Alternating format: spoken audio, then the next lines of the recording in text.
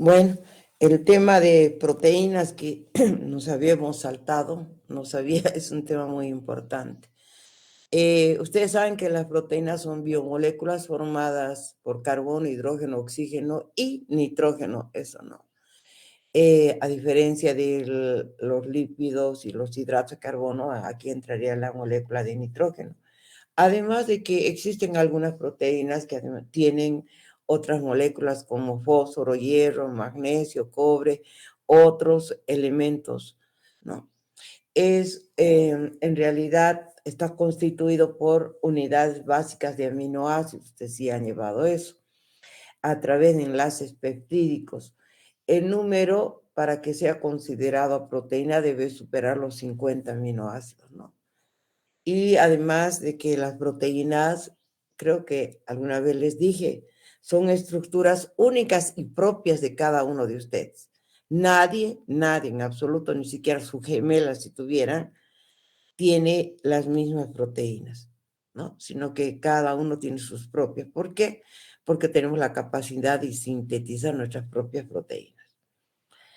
Estas desempeñan papeles fundamentales en los seres vivos, son biomoléculas, inclusive las más versátiles y diversas, ¿no? Realizan muchísimas funciones, entre ellas tenemos, por ejemplo, funciones estructurales, funciones enzimáticas, ya que las enzimas son de naturaleza proteica, proteínas transportadoras y demás, que ya vamos a ir viendo. ¿Cuáles son algunos de los papeles de estas proteínas? La catalasa enzimática, que les he dicho que ustedes saben que no existiría metabolismo sin las enzimas, ya que estas permiten que las reacciones ocurran a velocidades compatibles con la vida, ¿no? Otro, el transporte y el almacenamiento de diferentes iones. Por ejemplo, el hierro jamás puede estar solo, es altamente reactivo. Desde que se absorbe, se transporte, se almacena, está unido a proteínas, ¿no? Soporte mecánico, ahí tenemos el colágeno, los músculos y demás. Tiene también, todos los anticuerpos tienen naturaleza proteica, por eso se dice que su función es protección inmune. También participa en la generación y transmisión de los impulsos nerviosos. El receptor es responsable de la transmisión de los impulsos durante la reacción de sinapsis u otras. Las hormonas también, algunas son de naturaleza proteica, por ejemplo, la insulina, la somatostatina, muchas hormonas, eh, las tiroideas y demás. También es transportador de membrana, los transportadores de nitrato, que son proteínas de membrana de células de las raíces, permiten el ingreso de iones, por ejemplo, en las plantas. Así que las proteínas no son solamente necesarias para los seres vivos, como el hombre, ¿no? Sino también para los animales y las plantas. La diferencia en las plantas es que tienen la capacidad de sintetizar todas sus proteínas porque no tienen aminoácidos limitantes ni esenciales. En cambio, en el hombre sí tenemos aminoácidos, necesitamos de aminoácidos esenciales, ¿no? En las plantas no. Las plantas pueden sintetizar todos los aminoácidos que necesitan para sintetizar sus propias proteínas. Las toxinas muchas son de naturaleza peptídica, como la toxina difterica, la botulínica, algunos venenos, ¿no? Y demás. Entonces, como ustedes ven, las funciones de las proteínas son muy diversas y además son muy importantes. Además de que ahí nos está indicando otras de las funciones que también puede servir como fuente de energía en caso que se lo requieran, ¿no? Pero como tiene tanto que hacer, lo menos que quiere es que servir como elemento para sus componentes, los aminoácidos, como fuentes energéticas, ¿no? Porque tiene mucho que hacer. En su composición, ya, bueno, otra vez, que está formado por carbono, hidrógeno, oxígeno y nitrógeno, y que el nitrógeno representa aproximadamente el 16% de su masa total, ¿no? De ahí sale el factor 6.25. Este factor 6.25 se utiliza para estimar la cantidad de proteína que existe en muestras de alimentos. Ustedes, cuando han ido a hacer el método de Kjeldahl a agronomía, con el equipo, a partir de las 3 fases, que era la digestión, la destilación y la titulación, lo que han encontrado era nitrógeno, ¿no? Y eso tenían que multiplicar por 6.25 para tener el valor de proteínas. Son polímeros de alto peso molecular, ¿no? Y les he dicho que tiene que tener más de 50 aminoácidos para ser llamados proteínas. Bueno, bueno, aquí lo importante es indicar que existen 8 aminoácidos esenciales que seguramente ya saben de memoria: la fenilalanina, isoleucina, leucina, lisina, metionina, treonina, triptófano y valina, y la arginina y histidina en los niños, ¿no? Bueno, también la estructura, recordarán, de un aminoácido. La parte negra de esta figura, en realidad aquí está, bueno, aquí está nombrando la parte aminada, la parte ácida, el hidrógeno, y lo que hace variar a los aminoácidos es el R, ¿no? El radical, que es diferente en cada uno de los 20 aminoácidos que conocemos, ¿no? Esto lo voy a pasar rápido porque es más para, digamos, la parte estructural que ustedes que ya han visto, pero quizás esto es importante. El punto isoeléctrico de un aminoácido es importante cuando se igualan las cargas, ¿no? Y en ese momento que se igualan las cargas y llega a cero, su solubilidad es mínima y precipita. Gracias a esta propiedad, nosotros podemos utilizarla como método para separar proteínas. También una peptídica, además. Ay, creo que esta presentación no es la de ustedes. Perdón. Sí. Perdón,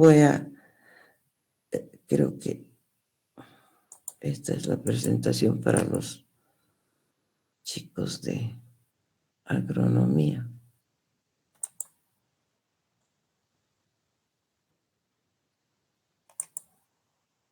Sí. Está pareciendo raro. Ay, perdón, jóvenes.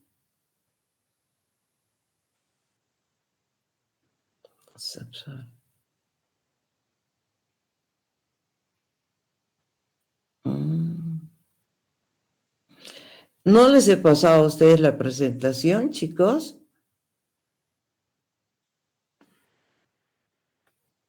¿Me están escuchando, jóvenes? No, doctora, no nos pasó.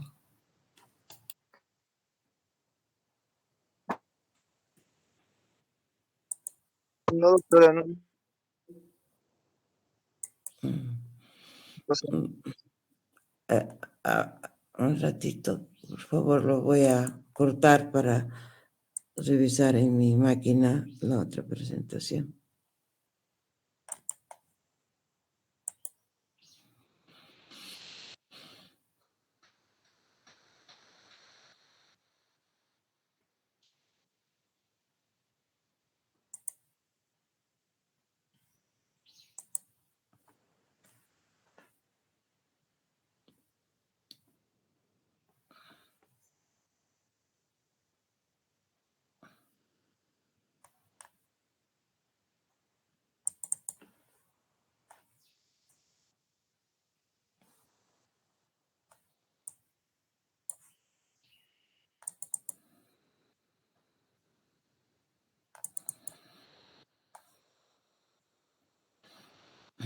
Aquí está.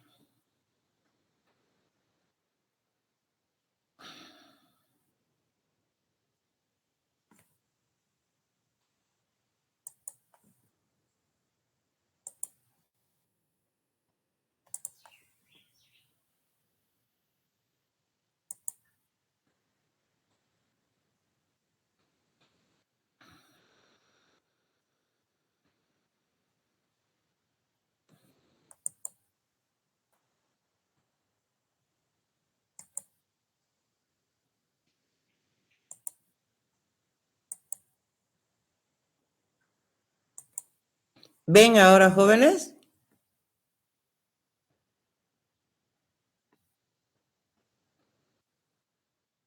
¿No se ve? No, doctora, no se ve. Entonces no he compartido pantalla.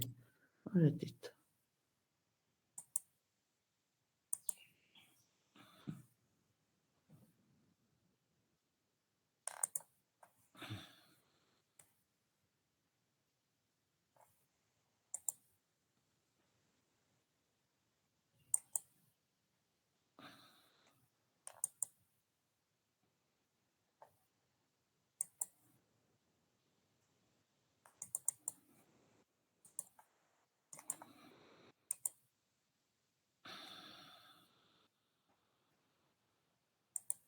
¿Ahora sí?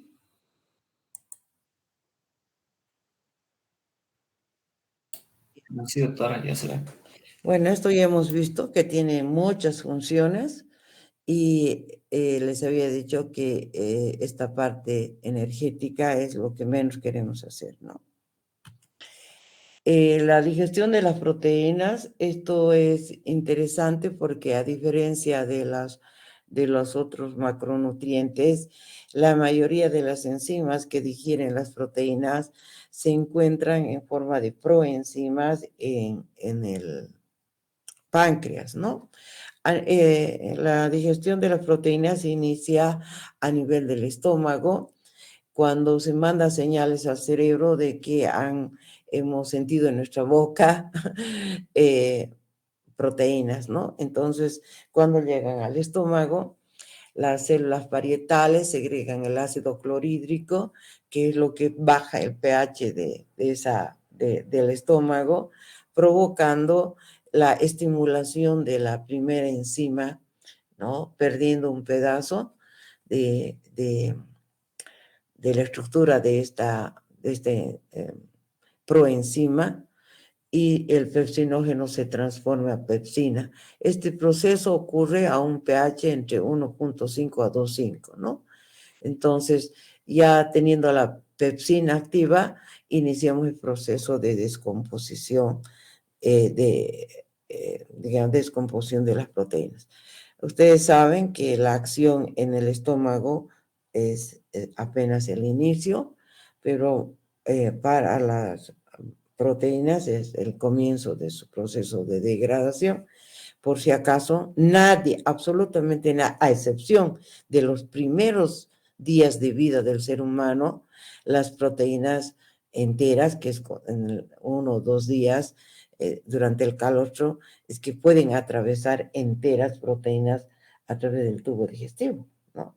Es tan importante eso de que les decía que las proteínas son únicas para cada ser, que justamente este proceso garantiza que todas las proteínas que nos llegan a través de la dieta sean degradadas para pasar como aminoácidos, ser absorbidos como aminoácidos y dentro de nuestro cuerpo seamos capaces de sintetizar nuestras propias proteínas.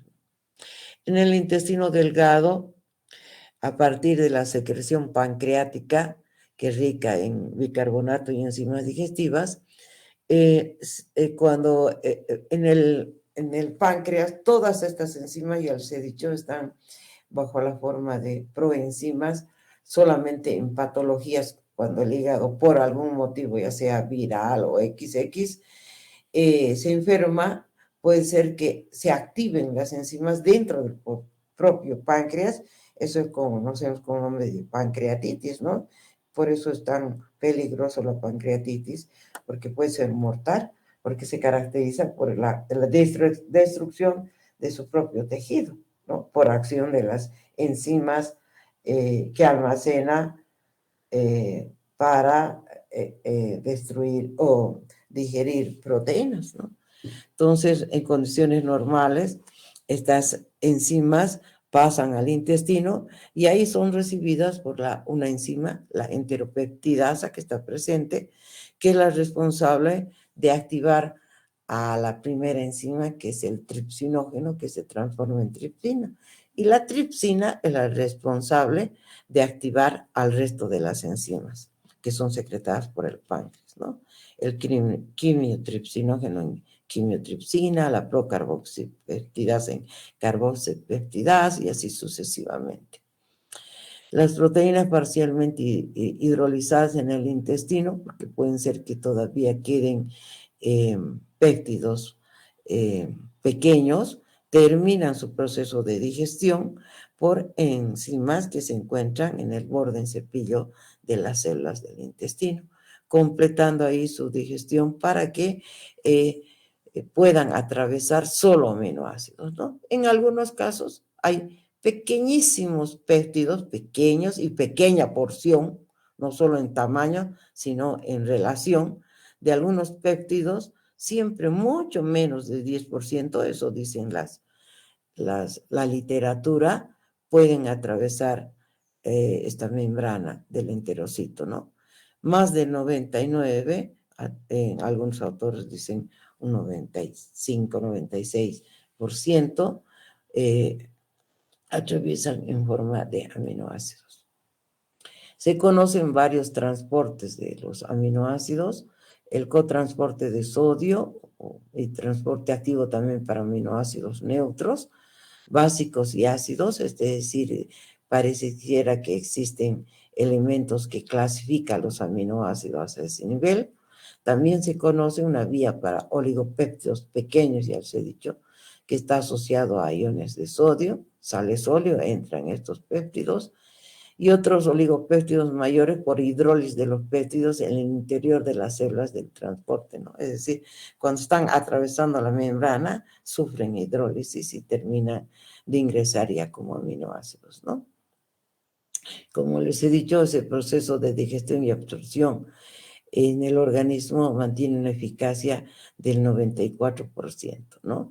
Y algunas proteínas que por algún motivo no han sido digeridas se eliminan a través de las heces.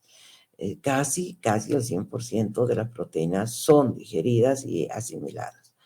Sin embargo, la absorción de proteínas como tal por parte del enterocito se da en un principio del nacimiento como la albúmina, ferritina, inmunoglobulinas y factores intrínsecos, es decir, de elementos que favorezcan todo ese proceso. Finalmente, no solo tenemos la llegada a nuestro cuerpo de aminoácidos procedentes del proceso de digestión, ¿no? Sino que ustedes saben que en el interior de las células del cuerpo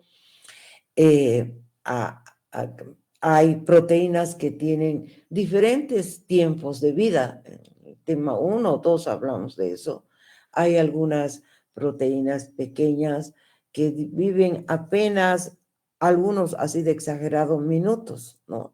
Otras pueden ser horas, otras días. Entonces, una vez que han cumplido su función, estas proteínas se degradan, ¿no? Y se procesan las proteínas endógenas, lo que eso se conoce bajo el término de recambio proteico. Lo que pasa es que esos aminoácidos resultantes de la degradación de estas proteínas se reciclan, ¿no? Y se van a unir al pool de aminoácidos junto con los aminoácidos que han llegado de la dieta, ¿no? Ya no se distingue. Ya no dicen, oye, Elisina, ¿de dónde viniste? ¿De la degradación endógena o has venido de los alimentos? ¿No? Forman parte de ese pool, ¿no? Y ese proceso se llama recambio proteico. Esta proteólisis puede darse en los lisosomas o en el citoplasma. Muchos de estos aminoácidos liberados durante el recambio son reutilizados en la síntesis de nuevas proteínas. Por ejemplo, dice que una persona de unos 70 kilogramos de peso se sintetizan unos 300 gramos de proteínas y se degradan otros tantos. Imagínense cómo es de maravilloso el cuerpo que nunca descansa, que hace todo este proceso, ¿no? De degradar proteínas y de sintetizar. Es una máquina que nunca para. Se dice que inclusive la síntesis de nuevos músculos se realiza en la noche. Por eso algunas veces se sugiere que es importante que en la cena exista un porcentaje adecuado pero no inferior al que el cuerpo necesita de fuente de proteína. Algunos dietistas sugieren que en la noche debe comer una fuente proteica y verduras. Disminuyendo notablemente la cantidad de carbohidratos en esa dieta y que eso mejora la síntesis de nueva masa muscular. Es decir, después de ir a los gimnasios y demás, porque en este periodo nocturno parece que son las etapas más adecuadas para la síntesis de nuevas proteínas. ¿No? Cada día hay un recambio entre el 1 al 2% de total de nuestras proteínas en el organismo. Imagínense, la velocidad de recambio proteico varía para cada proteína. Bueno, está en función de su vida, ¿no? Las proteínas reguladoras como las enzimas digestivas, la lactato deshidrogenasa, la ARN polimerasa, tienen semividas cortas de minutos a minutos, imagínense eso. La hemoglobina tiene una semivida intermedia, 120 días, y proteínas estructurales como el colágeno tienen vidas más largas e incluso años, ¿no? Por si acaso eso de tomar colágeno en dosis exageradas es una pérdida de tiempo y de dinero, por si acaso. Constituyen un camino, esta es la importancia de este recambio y degradación de las proteínas, constituye un camino para la adaptación celular a las modificaciones del medio ambiente.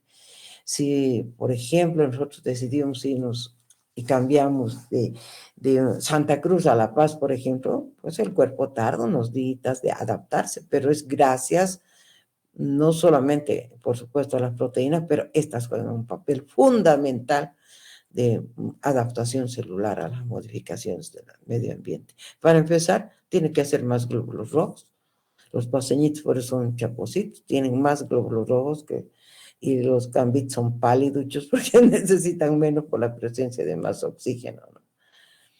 Hay dos vías posibles de degradación de las proteínas hasta aminoácidos mediante proteasas. Esto es a nivel endógeno, ¿no? La vía lisosómica y la no lisosómica. La vía lisosómica degrada proteínas de vida larga, es ATP independiente, no requiere de esta energía.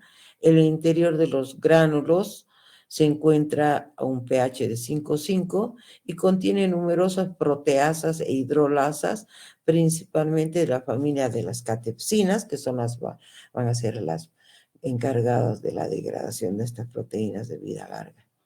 Sigue dos procesos distintos, la autofágica y la heterofágica.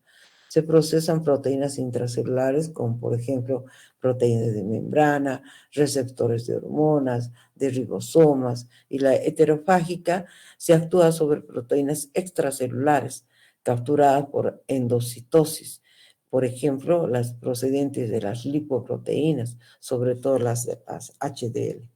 Imagínense esa máquina de nuestro cuerpo. No termino de maravillarme de verdad, chicos, de maravillarme lo que es nuestro cuerpo y lo que es la bioquímica. De verdad, es impresionante. La vía no lisosómica o proteólisis citoplasmática, esta degradación de proteínas tiene lugar a partir de proteasas dependientes de calcio, como la calpaina, que presentan su actividad proteolítica a pH neutro, o bien mediante una estructura especializada que se llama proteosoma. Seguramente algo han visto en bioquímica, ¿no?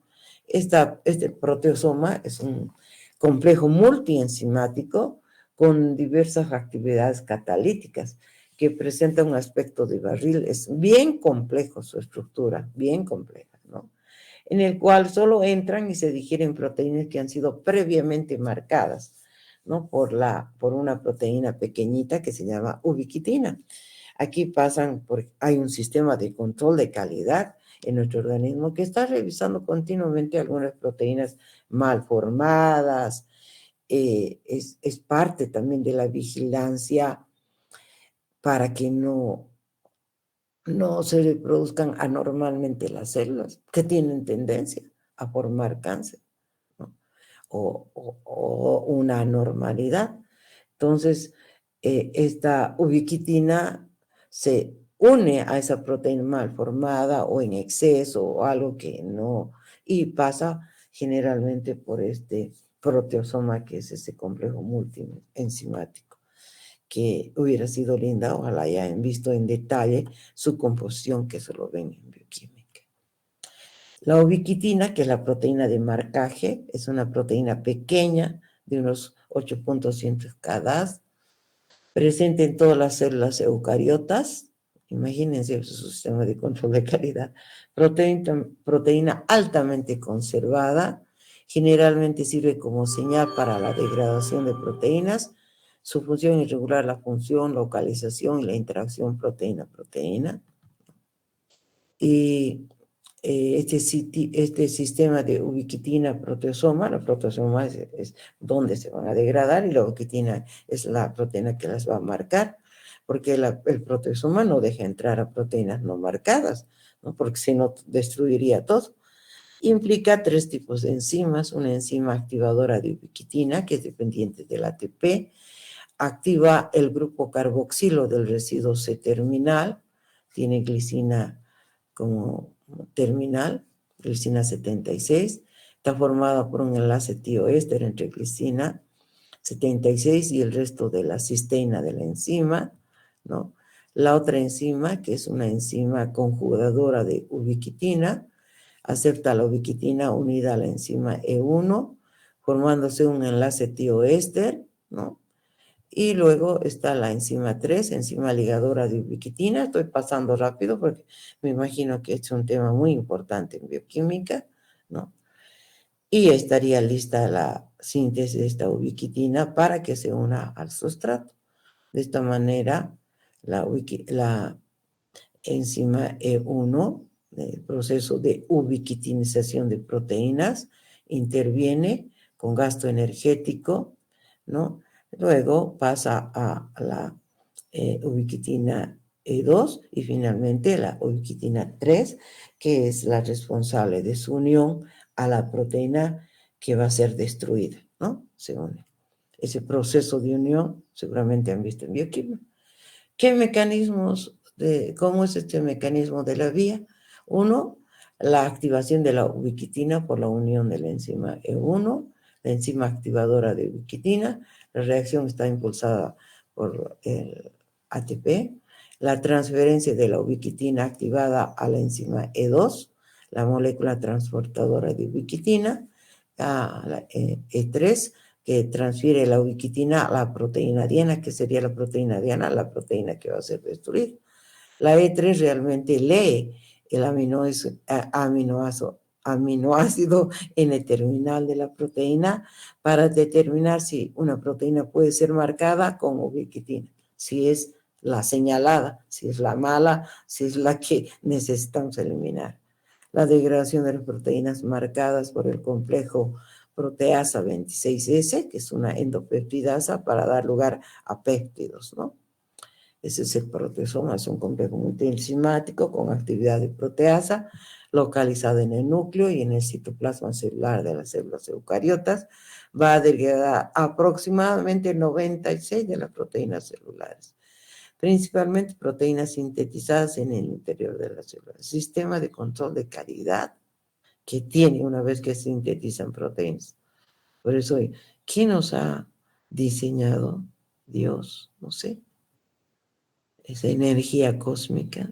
Tan perfectos, chicos, tan perfectos, que no saben qué importante sería aprender bioquímica hasta para solamente autocontrolar nuestro organismo. Entonces, este recambio proteico, llamado también equilibrio nitrogenado, es el que permite la degradación de proteínas, ocasiona una pérdida neta diaria de nitrógeno, principalmente en forma de urea, por el organismo, que corresponde más o menos alrededor de unos 35 a 55 gramos al día. Por lo tanto, la dieta debe proporcionar al menos esta pérdida, 35 a 55 gramos de proteínas todos los días. En estas condiciones, el organismo está en equilibrio nitrogenado. En realidad, la cantidad de proteína que necesitamos no es alta, chicos, por si acaso. No es alta. ¿Por qué? Porque estamos haciendo resíntesis de nuestras propias proteínas que se degradan, ¿no? Solamente requerimos para completar algunos aminoácidos que pueden ser que que no hayan, no se encuentren en la cantidad necesaria a partir de este proceso de reutilización, que se debe venir justamente de la dieta. Se dice que hay un equilibrio nitrogenado positivo, sucede cuando la ingesta de nitrógeno supera las pérdidas. Ese nitrógeno positivo está presente principalmente en etapas de crecimiento, de embarazo, de convalecencia, que son las fases en las que requerimos más proteínas, ¿no? Porque en crecimiento porque estamos formando nuevas células, en embarazo porque hay un ser que se está formando y en convalecencia porque necesita recuperarse. El nitrogenado negativo ocurre cuando el equilibrio es cuando nosotros deberíamos hacer equilibrio nitrogenado porque supuestamente entre comillas no estamos enfermos, ¿no? No estamos en periodo ya de crecimiento. No, bueno, se supone que la mayoría no está embarazada y de ustedes, ¿no? Y tampoco han pasado por alguna cirugía y si se encuentran tendrían que estar en nitrógeno positivo, pero si no, estamos en equilibrio. Y en negativo ocurre cuando la ingesta de nitrógeno es inferior a las pérdidas, ¿no? ¿Dónde ocurre? En desnutrición, en inanición, en caquexia, posterior a un traumatismo, en una cirugía, en quemaduras graves, en sepsis, ¿no? Enfermedades graves, cuando atacan las bacterias a todo el cuerpo. O cuando nuestra dieta es carente de un aminoácido esencial. El destino de los aminoácidos es extraordinariamente complejo. Hay muchas veces, lastimosamente, puede haber utilización energética o gluconeogénesis, utilizar aminoácidos con fines energéticos. Síntesis de aminoácidos no esenciales, formación de otros compuestos nitrogenados, síntesis de péptidos o de proteínas, etc.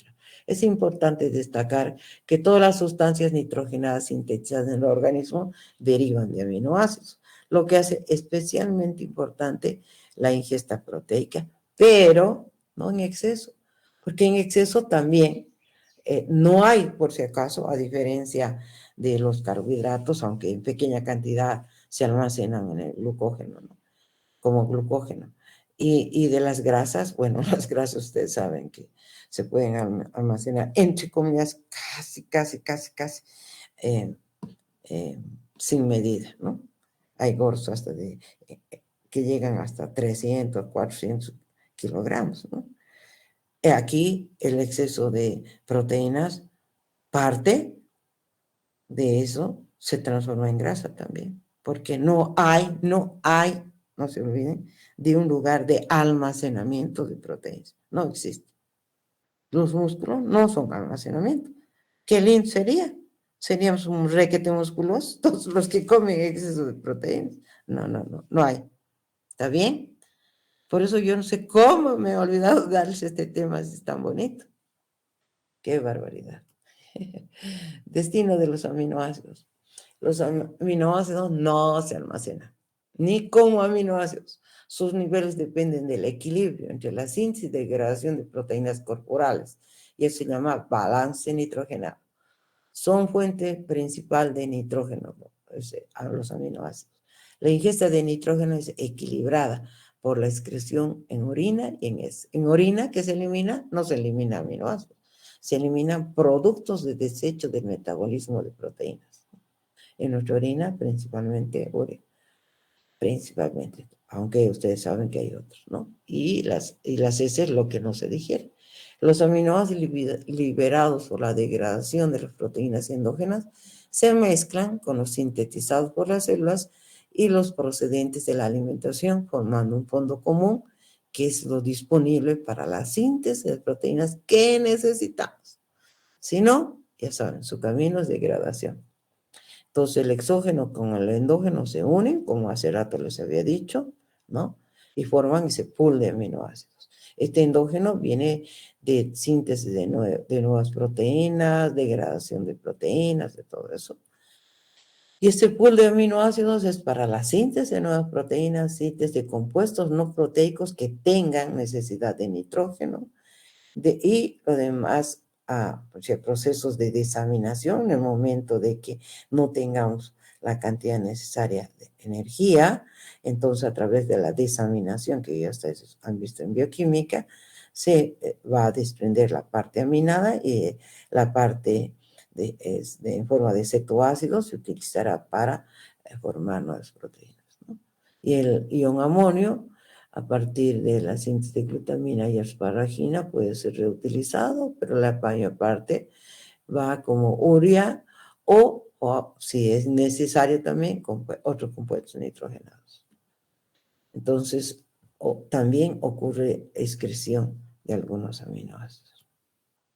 ¿Cómo es el catabolismo de estos aminoácidos? Las rutas degradativas de aminoácidos conlleva la separación del grupo amino y la oxidación total del resto, lo que hace rato he hablado, que van a terminar en CO2 más agua. Este camino catabólico solo se realiza cuando los aminoácidos no son necesarios para la síntesis, cuando hay un exceso debido a una ingesta elevada, o bien cuando hay ayuno y por alteración metabólica se convierten en el único material combustible, la neoglucogénesis, ¿no? Con pocas excepciones, el primer paso de la degradación de aminoácidos consiste en la eliminación del grupo amino, proceso que suele realizarse a través de varios mecanismos, ¿no? La transaminación y la desaminación. Ya saben qué es transaminación. Es el sistema de cesión del grupo amino a moléculas aceptoras. La reacción tiene lugar en el citoplasma de las células y está catalizada por un grupo de enzimas denominadas generalmente transaminasas o aminotransaminasas. Transferasas, perdón, todas tienen como característica común un grupo prostético, el fosfato de piridoxal, la vitamina B6, que es esencial, capaz de fijar primeramente un grupo amino, pasando a piridoxina y posteriormente se lo cede a la molécula aceptora. Las moléculas aceptoras de los grupos amino son en términos generales cetoácidos, que al recibir al grupo amino se convierten en aminoácidos y el amino original pasa a ser un cetoácido. Yo me imagino que esto han visto con lujo de detalles en bioquímica, me imagino, porque es parte de bioquímica, ¿no? Aquí por eso es solamente un resumen, ¿no? Alfa-cetoglutarato más aspartato, ¿verdad? Glutamato más oxalacetato. Ustedes ya saben esas reacciones. Ese oxalacetato se reutiliza como parte energética. Las reacciones de transaminación se producen en todos los tejidos del organismo, en particular en el hígado, en el riñón y en el encéfalo.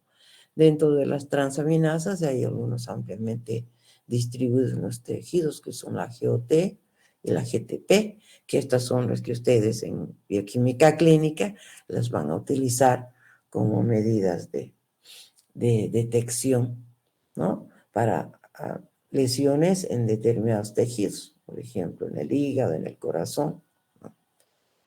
Eso van a ver también nuevamente este proceso, van a repasar, pero sobre base bioquímica, porque la determinación de transaminasas en sangre son muy comunes para detección de alteraciones hepáticas o cardíacas. La desaminación, muchos aminoácidos a través de reacciones de transaminación ceden su grupo amino al alfa-cetoglutarato formando glutamato. Este aminoácido es transportado al interior de las mitocondrias por un sistema de transporte específico y en la matriz mitocondrial separa su grupo amino y el resto se utiliza, ¿no? Esta reacción produce la eliminación directa de un grupo amino en forma de amoníaco, se denomina desaminación y es catalizada por la glutamato deshidrogenasa, una enzima denominada así porque el proceso se produce además por una reacción de óxido-reducción. Puede utilizar como coenzimas el NAD o NADP y el producto de la reacción es el alfa-cetoglutarato, ¿no? Que se usa como fines energéticos. Eso también me imagino que ya han visto en bioquímica, ¿no? Es ese proceso de desaminación oxidativa. La glutamato deshidrogenasa es la enzima y se transforma en alfa-cetoglutarato. Y ustedes saben que algunas veces ocurren en general la transdesaminación. Primero hay una transaminación, pero para hacer llegar los aminoácidos de un lugar a la célula o al tejido destino y son seguidos de procesos de desaminación oxidativa, ¿no?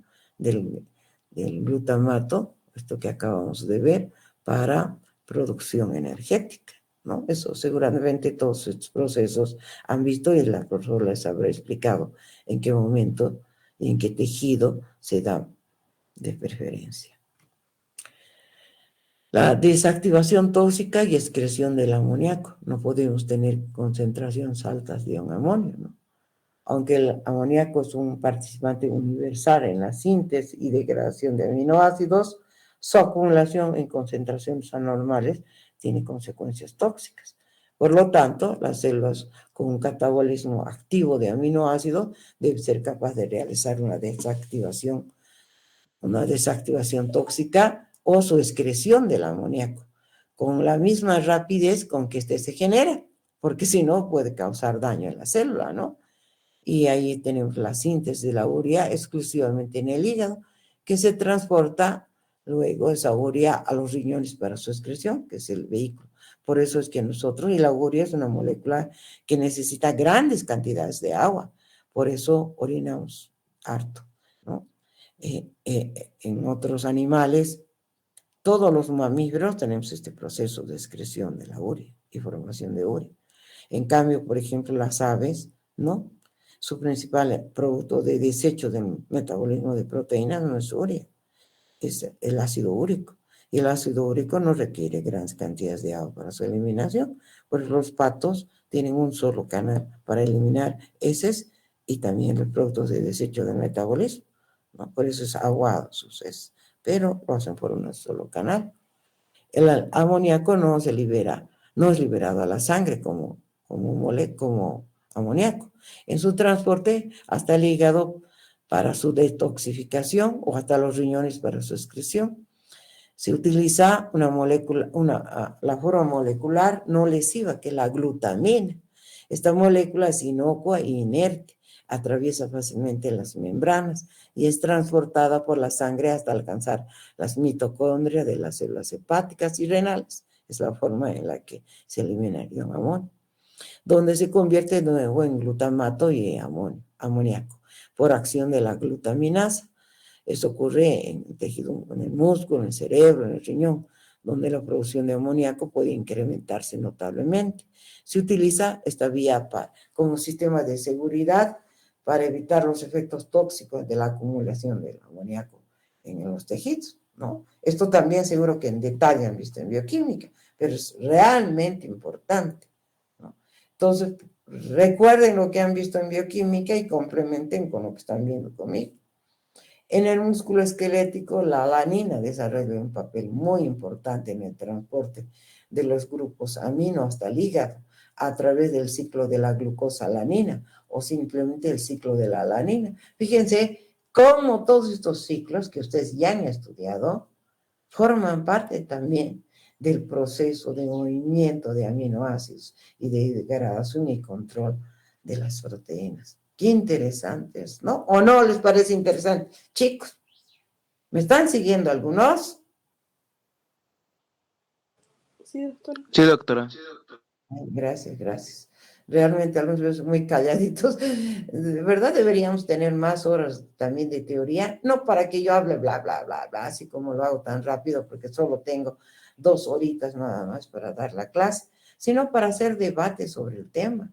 Y algo que en otras universidades y en otras facultades también hay debates con docentes y alumnos que escuchan los debates de temas específicos, donde entran todos estos procesos, hasta para solución de patologías en medicina.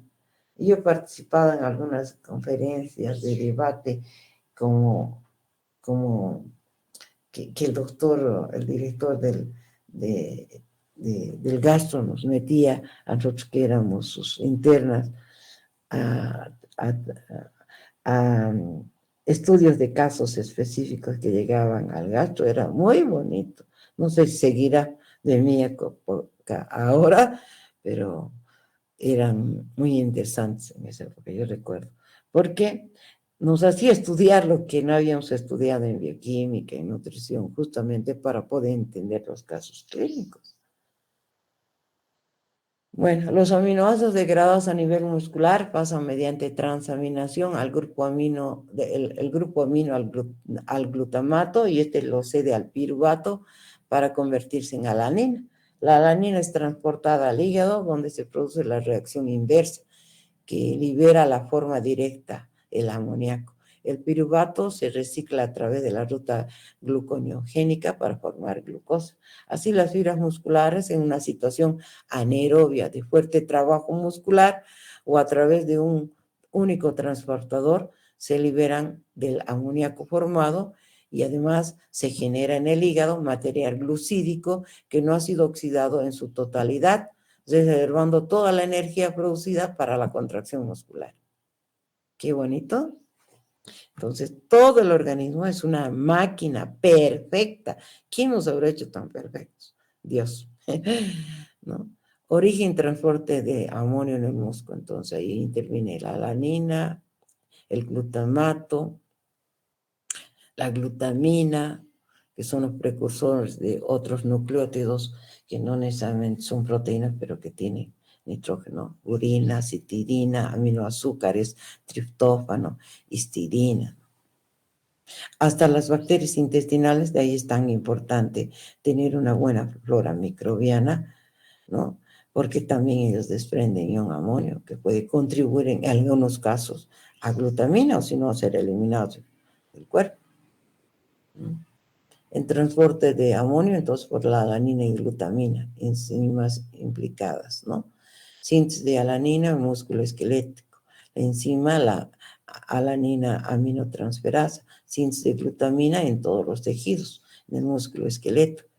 La enzima implicada, la glutamina sintetasa. Aminación del grupo gamma carboxilo del glutamato. El glutamato más ion amonio más ATP da glutamina, ¿no? La degradación de la glutamina en el hígado y el riñón y en otros tejidos a nivel de mitocondrias. La enzima, la glutaminasa, ¿no? Eso para ser eliminado como ion amonio. Entonces hay un transporte de ion amonio en el músculo, de proteínas aminoácidos a través de reacciones de transaminación, ya sea con fines de formación de alfa-cetoácidos y dar energía a moléculas esqueléticos y carbonados, ¿no? Y a través de transaminación también el alfa-cetoglutarato se transforma en glutamato, y el glutamato, si no se necesita, se transforma en glutamina.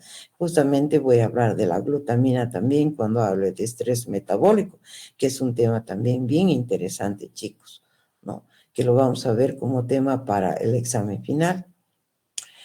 Para el examen final les voy a decir los temas que me interesa que aprendan. No les voy a decir todos los temas, pero realmente todos son necesarios para entender los temas principales. Bueno, y el piruvato a alanina, el ciclo de la alanina glucosa, que ahora seguramente complementará por qué y para qué sirve este ciclo.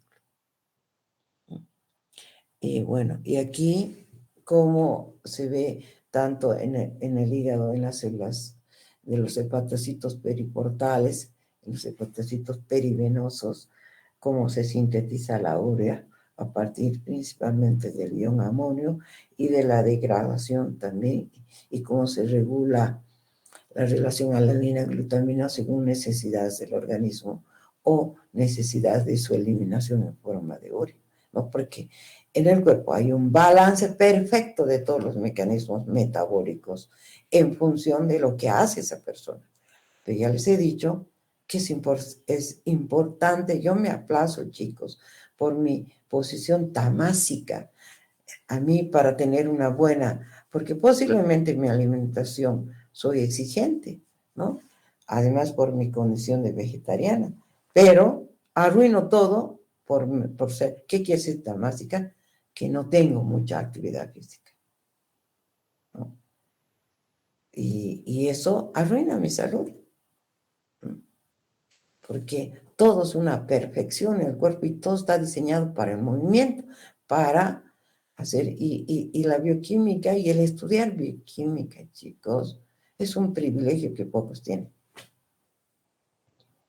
¿no? Y entender, y cuando ustedes estén ya en cualquiera de las áreas, en cualquiera, en la parte clínica, en la parte industrial, en la parte incluso farmacéutica, para el desarrollo de productos, que en mi intención toda la vida ha sido tener un lugar para que las genialidades de ustedes, porque hay chicos geniales y todos en general pueden ser genios y pueden tener el chispazo de su vida para sintetizar un medicamento, un producto o lo que fuera que nos ayude como bolivianos para las distintas áreas, ya sea para diagnóstico, para consumir, para medicamento, y tener áreas donde ustedes puedan pasar tiempos extras en los laboratorios, mirando, investigando, no privilegio de algunos.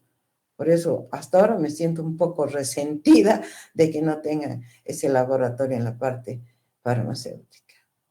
Que si bien deberían haberse buscado otro lugar, o si querían tanto eso bonito, construir en otro lado esa ansiada sala de habilidades en esta área que no desarrollamos en la facultad. No sé si logro hacerme entender, chicos. No persigo hacer quedar mal a nadie, porque no es mi intención, sino la necesidad de activar las potencialidades de ustedes como estudiantes en las diferentes áreas. No repetitivos, no memorísticos, porque eso sería, es estancarlos, sino a que nos superen a nosotros. Esa falta de chispazo que hemos tenido nosotros, la tengan ustedes. No saben cómo me siento de orgullosa de la única persona que se ha quedado de mi grupo, que es la que trabaja en biología molecular, que ahorita está en España, en un curso que ella ha ganado, de un proyecto. Porque es la única que tiene a disposición herramientas para trabajar en su área, en biología molecular. Porque así, eso es renovación en una facultad. No es buscarnos dirigentes que se acomoden.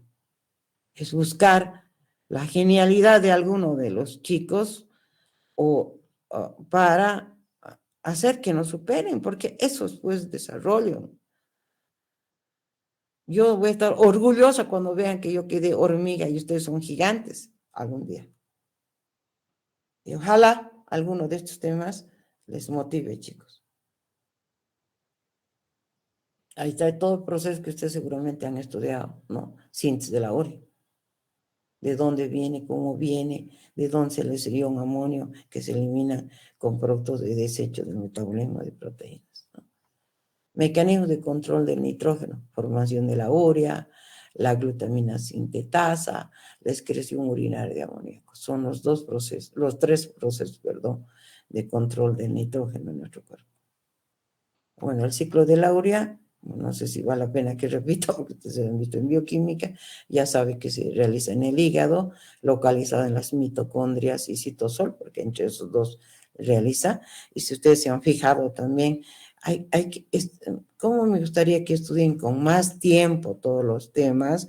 Por eso es lección avanzada, lección estudiada, no solo estudiar 3, 4 días antes del examen, porque nunca van a llegar a entender bien el tema, porque lo que ustedes buscan es tratar de memorizar las cosas, ¿no? Y no como deberíamos estudiar para crecer, ¿no?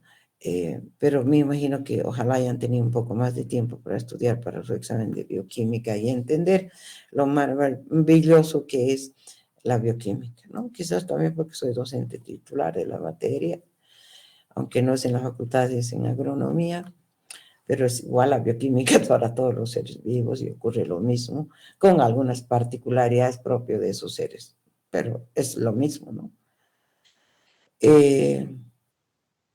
Porque nos vislumbra a su uso y a su, no sé, incluso ahora que estoy estudiando cosmética, imagínense, y fitofármacos y toda esta área, Me sigo maravillando de la bioquímica porque para hacer cualquier cosa, pero bien hecha, entendida, ¿no? Yo no les estoy diciendo, no es hacer una receta, no es copiar, haga el jabón así y ustedes copien. Puede ser que salga, pero puede ser que no.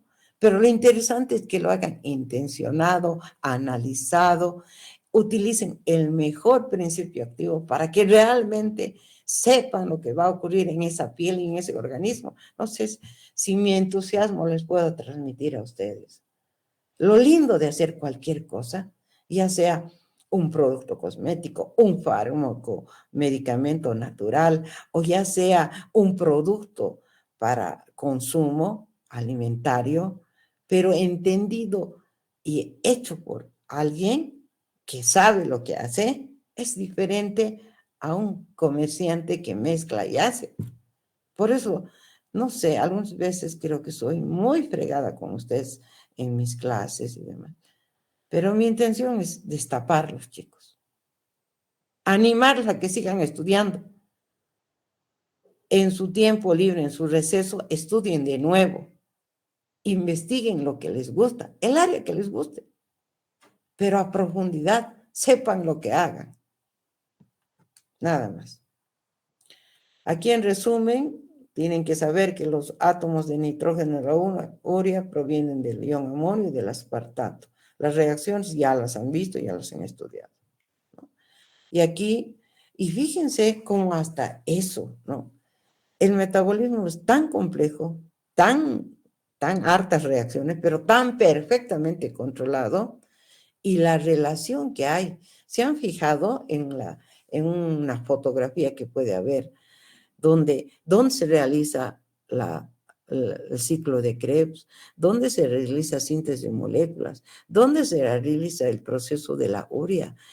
¿En qué parte? Hasta mirando la figurita, ustedes ven el complemento de todo. Cómo algunos procesos salen y entran elementos, ¿no? ¿No? Porque no es así que este ciclito es así, da vueltitas ahí como un redondo, no, no, no. Todo tiene una razón de ser. El entender, para mí, por eso, el mejor libro para estudiar bioquímica y entender es el Estrella. Algunas veces es complicado, pero es un libro maravilloso. Para mí es el mejor. Hasta para mí algunas veces, yo lo tengo. Y la versión última está en agronomía que he hecho comprar. Es hermosísimo, chicos, hermosísimo. Ojalá tengan un tiempo y se dediquen y van a entender todas las materias que ustedes llevan. Todas, todas. Porque cualquiera de las materias, si quieren avanzar un paso más, está con fundamentos de bioquímica. Bueno, esto ustedes ya lo han visto, que aquí está una célula hepática y una mitocondria dentro de ellas, próxima para realizar la estequiometría del ciclo de la urea, que esto es complemento a lo que ya han visto ustedes, la reacción, ¿no? El ciclo de la urea está ligado al ciclo del ácido cítrico, gracias al fumarato formado en el ciclo de la urea. El fumarato se hidrata para formar malato, que se oxida dando oxalacetato. Este intermediario puede seguir varias vías: sufrir una transaminación dando lugar al aspartato, formar citrato uniéndose al acetilcoenzima A, seguir la vía gluconeogénica para formar glucosa, convertirse en piruvato. Miren, qué lindo, ¿no? No sé, porque esto son diapositivas globales. Yo he sacado de un lado, del otro, de internet, de mi libro, de todo. Regulación. El control del balance nitrogenado se apoya tanto en los correctos valores de entrada como de salida, con lo cual la regulación del ciclo debe ser lo bastante precisa para lograr un apropiado equilibrio en dicho balance. En condiciones de ingesta normal de proteínas, la urea constituye el 80% de los compuestos nitrogenados en la orina. En situaciones de una ingesta elevada de proteínas o en la situación contraria, en un ayuno, se produce una degradación elevada de proteínas ingeridas, porque un ayuno es peligroso. Esos que hacen huelgas de hambre arriesgan su cuerpo también, chicos, ¿no? porque que ocurre un ayuno por una patología, bueno, el mismo médico sabe, y por eso algunos médicos no son buenos médicos, porque no saben la bioquímica, perdón que diga. Porque hay cambios, hay situaciones, hay regulación, porque el cuerpo va a buscar vivir a costa de su propio cuerpo. Solamente cuando ese cuerpo está muy desgastado, porque así llega la muerte, chicos, uno decide morirse por el sufrimiento, por el dolor, porque ya no aguanta más ese estrés en un cáncer, y decide irse. Mientras no haya ese proceso, el cuerpo, aunque su mente esté en otra cosa, lucha por vivir. Eso es vida. Siempre cuando doy este tiempo me emociono, van a disculpar, chicos. Entonces, finalmente, es proteínas endógenas en segundo, que conlleva una mayor síntesis de enzimas del ciclo, ¿no? Entonces, lean con cuidado, entiéndanlo, por favor, entiéndanlo. Es muy bonito. Intercambio de aminoácidos entre los diferentes órganos. Los principales órganos encargados de mantener la concentración sanguínea son el tracto digestivo, el hígado, el músculo, el riñón y el cerebro. Imagínense. Llegan por vía porta al hígado, pasan donde unos son retenidos y otros son liberados a la circulación sanguínea. El tejido muscular consume al menos 60% de los aminoácidos ramificados y liberando alanina, que es consumida por el hígado. El cerebro es un gran consumidor de valina y el riñón de glutamina. Es un perfecto control de todo ese proceso.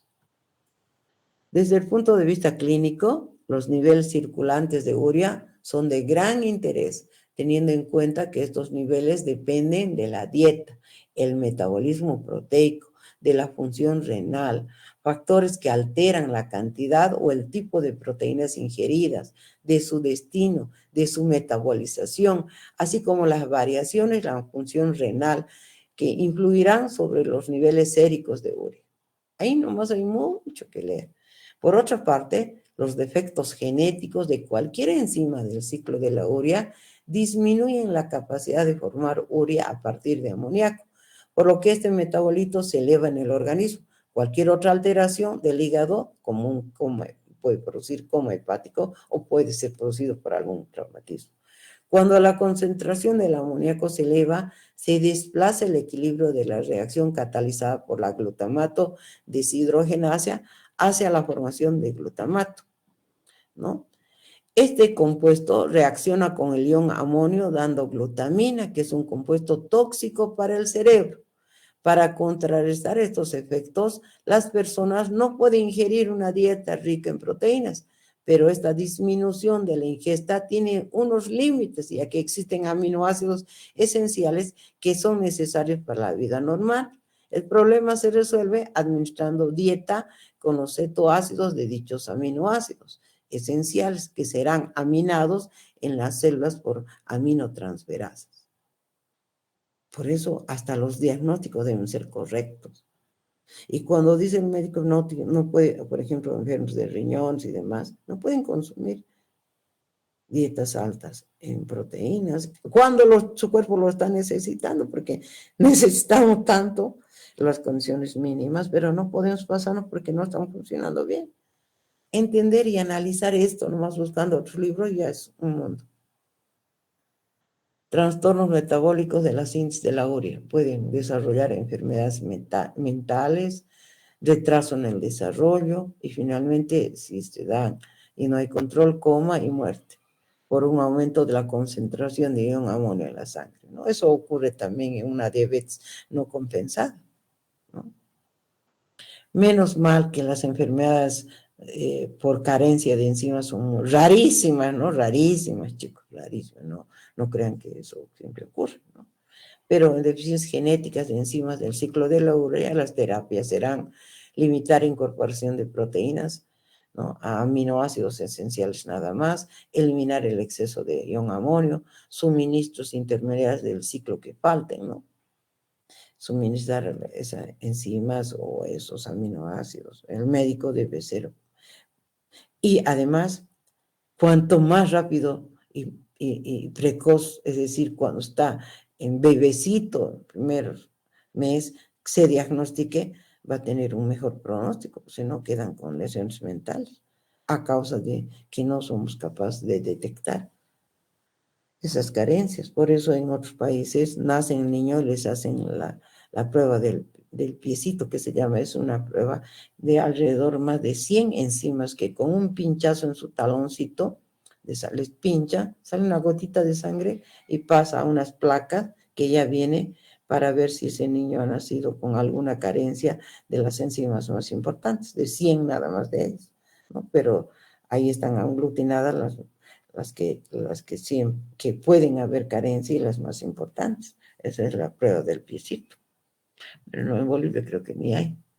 Degradación del esqueleto carbonado de los aminoácidos. Existen 20 rutas metabólicas, seguro que algunos han estudiado en bioquímica, me imagino, para la degradación de los esqueletos carbonados que corresponden con los 20 aminoácidos proteicos. Sin embargo, el aporte energético de estas cadenas carbonadas es muy pequeño.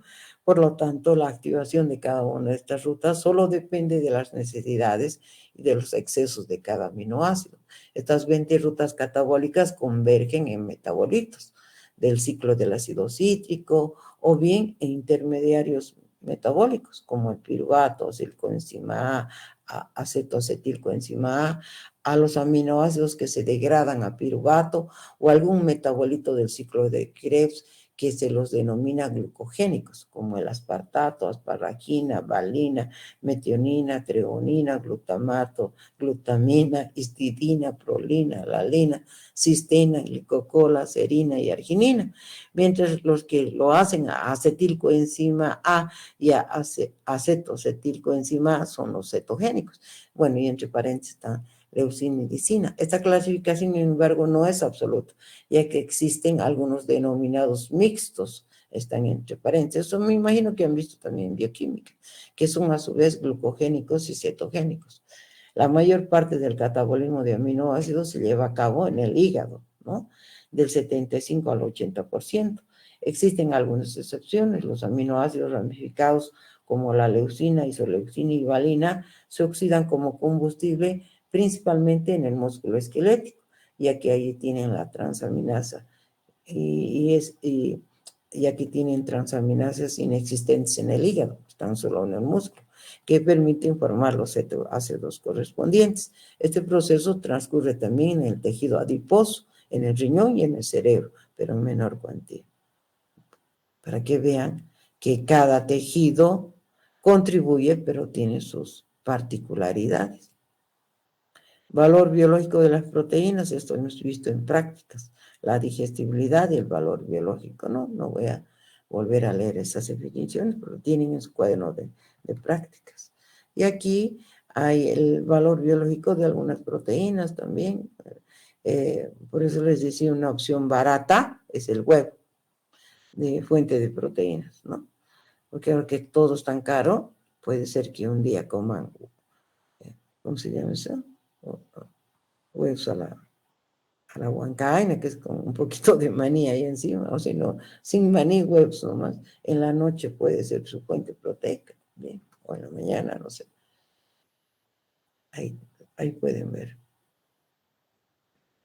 Las proteínas de la dieta ya saben que son animales y vegetales. El problema de las leguminosas que es deficiente en lisina. En cambio, el trigo, las leguminosas, el triptófano, ¿no? Pero perdón, en metionina y se debe hacer complementación aminoácica.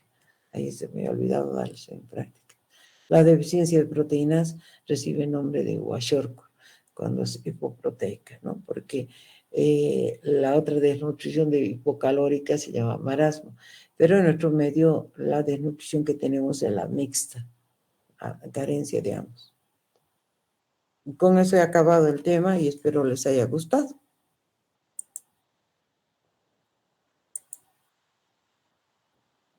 ¿Alguna pregunta? Y fíjense, hay apenas 23, pero no importa, así sea, uno habrá escuchado, espero que se hayan estimulado. Bueno, eso es todo, sé que están apurados, tienen examen, que les vaya bien en su examen y estudien con calma, chicos, para el mío, y ojalá, si no tienen tiempo, les transmita mi entusiasmo para entender bien la bioquímica, la nutrición, con factores importantes para al año también llevar análisis clínico y ya sepan todo. Buenos días, hasta luego, jóvenes. Hasta luego, doctora.